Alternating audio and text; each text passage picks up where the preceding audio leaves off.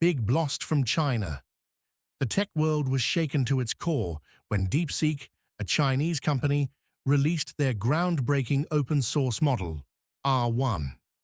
This wasn't just any update, it was a direct challenge to OpenAI's dominance. Not only does R1 outperform OpenAI's $200 reasoning model, but it also surpasses Claude Sonnet and Gemini in key benchmarks.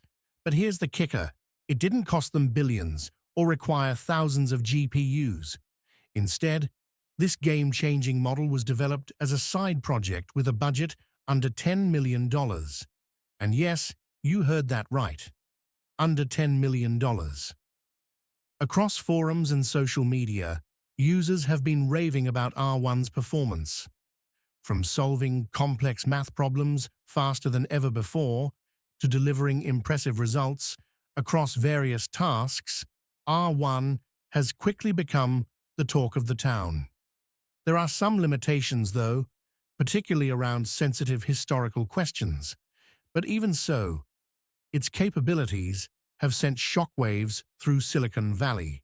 In fact, within days of its release, R1 skyrocketed to become the #1 AI app in America.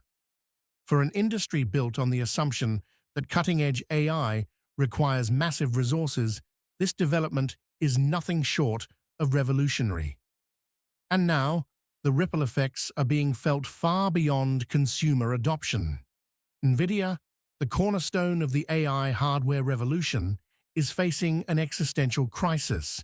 Their stock price is plummeting as investors grapple with the realization that powerful AI models no longer need their expensive GPUs.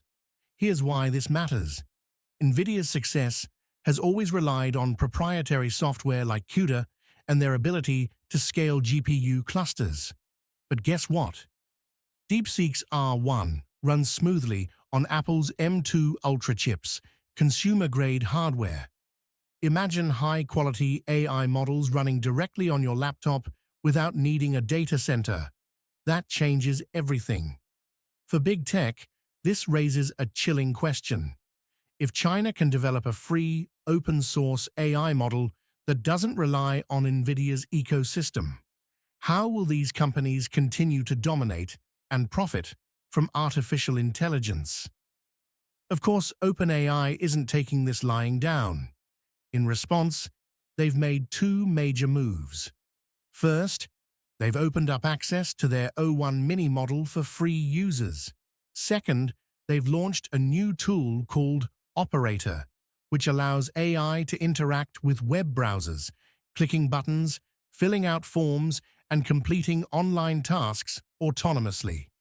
This could be transformative, enabling AI to handle everything from bureaucratic paperwork to legal filings. However, there's a catch. Operator is only available for OpenAI's premium plan at $200 per month. Early reviews are mixed, leaving many wondering if this is enough to keep them ahead of the curve. While OpenAI scrambles to stay relevant, China continues to push boundaries. DeepSeek hasn't stopped at R1. They've also unveiled Hunyuan 3D, a revolutionary tool capable of generating hyper-realistic 3D models and textures. This breakthrough has massive implications for industries like gaming, animation, and design. What happens next? Will big tech adapt, or will they fight to maintain control? Will AI truly become open and accessible to everyone? And perhaps most intriguingly, what comes after AI? Brain chips, quantum computing, artificial meat printers, nanorobots, digital resurrection? The possibilities are endless. Thank you for joining me on this journey into the future of technology. This has been New in AI. I'm Hafiz Turk, and I'll see you in the next one.